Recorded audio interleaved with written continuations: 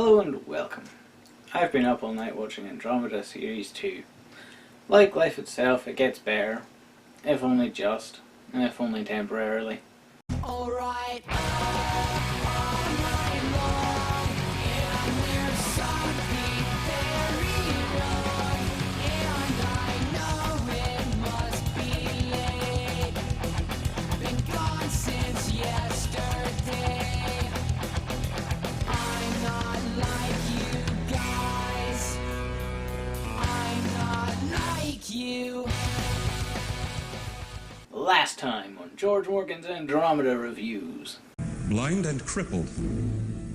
If Andromeda were my child, I'd drown it. So in my Season 1 review of Gene Roddenberry's Andromeda, I may have made it sound like Gene Roddenberry was still alive, or at least alive at the time that Gene Roddenberry's Andromeda was put together.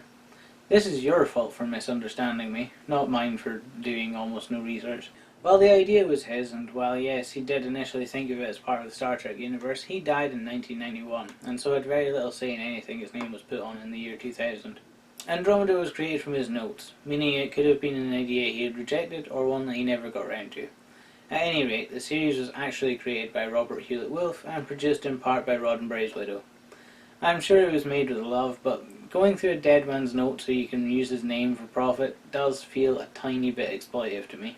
But regardless of any behind the scenes crap that may or may not have happened, there's plenty in front of the screen crap to talk about. Like the new capture He is the last guardian of civilization, a hero from another time. Faced with the universe in chaos, Dylan Hunt recruits an unlikely crew and sets out to reunite the galaxies. On the starship Andromeda, hope lives again. I'm not 100% sure why I find this so funny. I think it's just how seriously it's taking itself. On the plus, the opening music got better.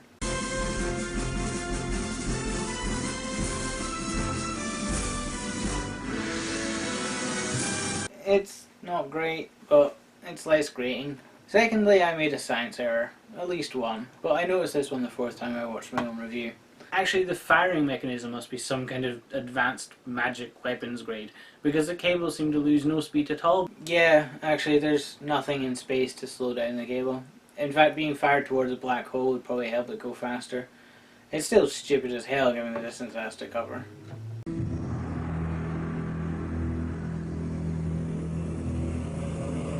So, how did you get so far in life thinking putting your face in a fire is a good thing? Picking up from where we left off, Trance, Hunt and Becca are in the wrecked control room, with Hunt and Trance both apparently dead. Becca pulls Trance's tail and that sorts her out. Her species, it seems, can survive several kinds of death. Becca moves on to Hunt, and after some of the most half-assed CPR I have ever seen, he's okay too. This is in the first minute. Why even bother having them dead? The ending of the last episode was ambiguous enough that it could have been unconsciousness. Adding to the drama vacuum, Robo-Romy simply unimpales herself. Rev ran away with this pale Grinch-looking dude so he could see the face of the Magog god. Turns out the pink ghost is called the Abyss, and they allude to the fact that he created the Magog. Remember this, the Magog were intelligently designed. Tyr and Harper are captured, both infested with Magog eggs. Tyr gives us an emotional speech. When I was 16, after I'd lost my family, I was captured by slavers and sold to the diamond mines on Zolkatl. One day, while working in the mines, I noticed that the main support for my section had rotted through. I pointed it out to the overseers, but instead of fixing the problem, they cut my rations and doubled my work shifts. A week later, the ceiling collapsed, burying me alive 200 meters underground. Thanks. Cheered me right up. It should have. Because I lived. I clawed my way out over the bodies of the dead. I will never ever get tired of his voice. Anyway, to make this short, Rev gets scared of the Abyss. Hunt and Robo-Romy go down to the planet monstrosity to look for Harper and Tyr. Apparently Hunt put tracking devices on his crew without telling them. How very Big Brother. It's framed as a good thing though. He told Becca that if he wasn't back in an hour, she should drop a Nova Bomb on the planet ship. She does in fact fire a Nova Bomb after the hour is up, under the assumption that it will kill all of her friends. But the pink ghost absorbs the explosion or something. Later on in the series they explain that Nova Bombs suspend gravity holding stars and planets together, which makes me wonder why in Season 1 things exploded. But that's getting into physics I don't really understand, and it doesn't really matter. This episode establishes the new thrust for the show. They must rebuild the Commonwealth to protect the known worlds from the Magog invasion. It's not explained why the giant planetary ship can't use a slipstream like they did to get there, but it can't, and so they will have a few years before it arrives in the known space. This is actually a great move on the writer's part. It establishes a conflict and a solid reason to rebuild the Commonwealth. Before, Hunt was doing it just because he thought it would be a nice thing to do, although he was being very lackluster about it. It was more of a hobby, really. I mean, it's not all good news. They still almost never show us the newly recruited planets. And in episode 20 of this season, they're making a big fuss about the 50th planet joining. So now that we've cleared up last season's leftovers, let's check back in with our delightful cast of characters.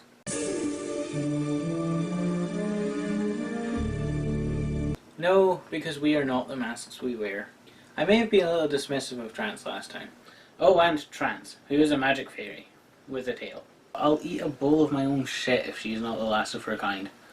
I stand by what I said. I'm certain the writers had no idea what they were planning to do with her. And in fact, I'm pretty sure they're still not playing with a full hand. But they are doing something. In episode 4, Trance is held captive by some frightened backwater people. They live in this hilarious looking city. You know, your sweetness would be a lot more convincing if we hadn't already met your predecessor. He was just like you. Same features. Same shade of skin.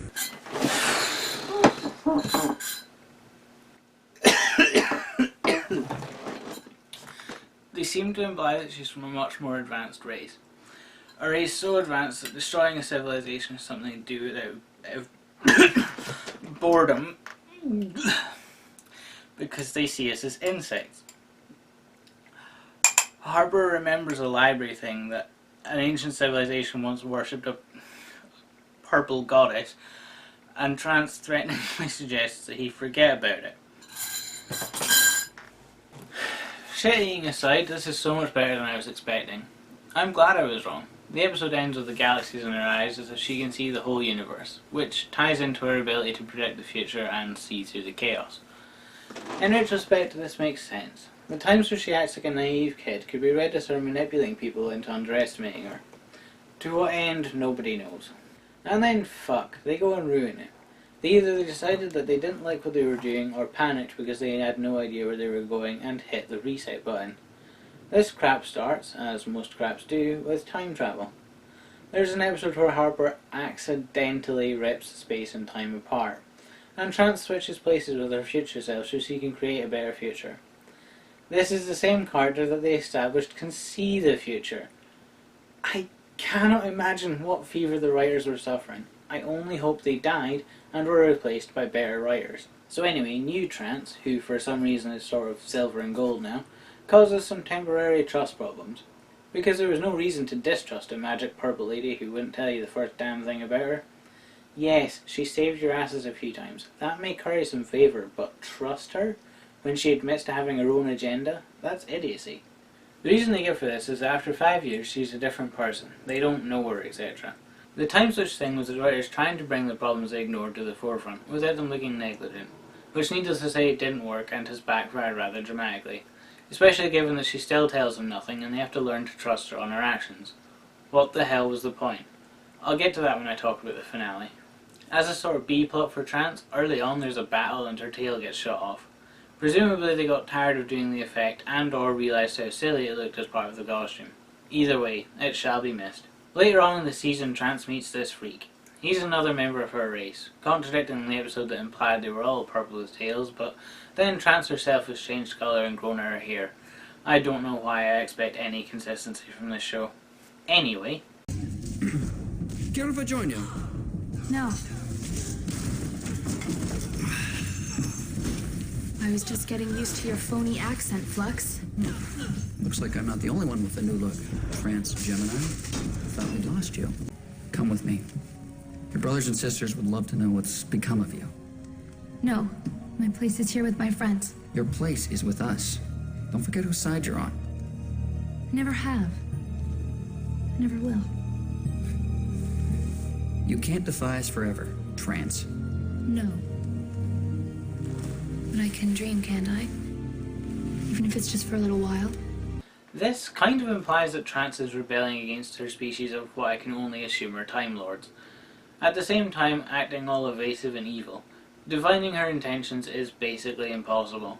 I'm looking forward to whatever the writers come up with though. I'm sure it'll be absolutely amazing.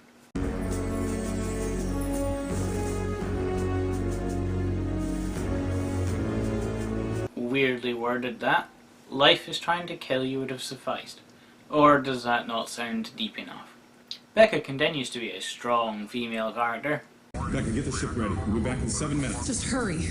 I hate it when my men are late. Early on, she gets a story that revolves around a male version of her that she may or may not have fallen in love with through the course of the episode. Maybe we'll play again sometime. He definitely didn't fall in love with her. He was just using her to try and get this diamond thing that Hunt needed to broker peace. In another Becca episode, she meets up with her ex-boyfriend, and he's a cyborg now, trying to provoke a slave rebellion just so he can enslave them for himself. He's an asshole, and yet another example of Becca's episodes revolving around a man in her life. That aside, Becca borrows a diamond thing for a while, and uncovers some sort of treasure map thing that is forgotten until much later on. Still, at least there was setup and payoff, unlike with the Mad Pursuit's diary, which was clumsily set up and remains unpaid off. This treasure map is supposed to lead them to the engine of creation.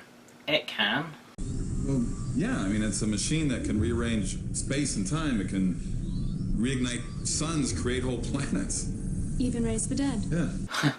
Wow. So they go on an Indiana Jones adventure to find the God Wand, and holy shit, them engines have laser guns! Who on earth thought this was a good idea? Like, the feathers, the face paint, and the made up language? It looks like they have laser rifles but no flushing toilets. So our guys are thrown into a competition with a trio that mirror them. The human pair are evil. We're told they get off and torture and will use the God engine to remake the universe, based on their every whim and perversion. It's kind of tiresome that perversion is always equated with evil, but there's other stuff going on here. The tribe want to make the two of them fight each other, and we get this.